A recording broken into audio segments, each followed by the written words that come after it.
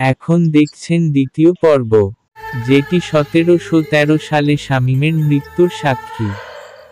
এই পুকুরে লাল শাপলা ফুল কাউপুর গ্রামের অনেক ছেলে মেয়েদেরকে অনেক রাত্রে ঘর থেকে ডেকে নিয়ে গেছে, কিন্তু তাদেরকে আজও খুঁজে পাওয়া যায়নি।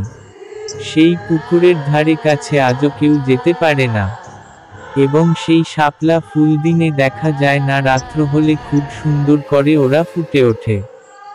সে তেঁতুল গাছের নিচে পুকুরটিতে, দুই গাছের মাঝে বাতাস চলাচল বন্ধ।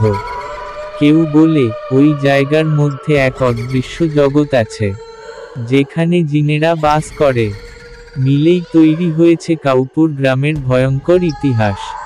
গ্রামের মুরব্বীরা বলেন, এই বটগাছের নিচে যারা রাতে দাঁড়ায়, তারা কিছুক্ষণ পর নিজের কথা ভুলে যায়।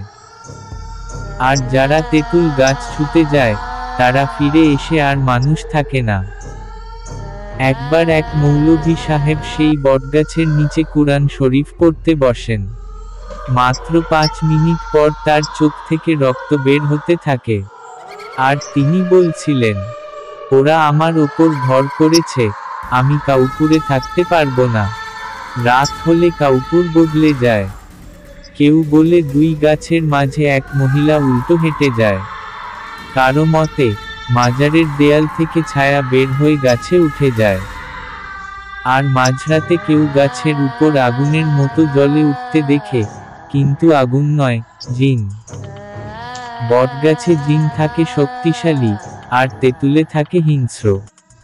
আর যদি দুই গাছে একসাথে জিন বাসা বাঁধে, তাহলে সে জায়গা মানুষের জন্য নয়। আজও দূর দূরান্ত থেকে লোক আসে কাউপুর গ্রামে। কেউ আসছে মাজারে মানত করতে, আবার কেউ আসছে শুধু সেই দুই গাছকে একবার চোখে দেখতে। আর কেউ কেউ কখনো ফিরেই যায় না। তৃতীয় পর্ব দেখার জন্য চোখ রাখুন আগামীকাল সন্ধ্যা 6টার সময় জয় মিডিয়া ফেসবুক পেজে এবং জয় মিডিয়া ইউটিউব চ্যানেলে। সবাইকে ধন্যবাদ।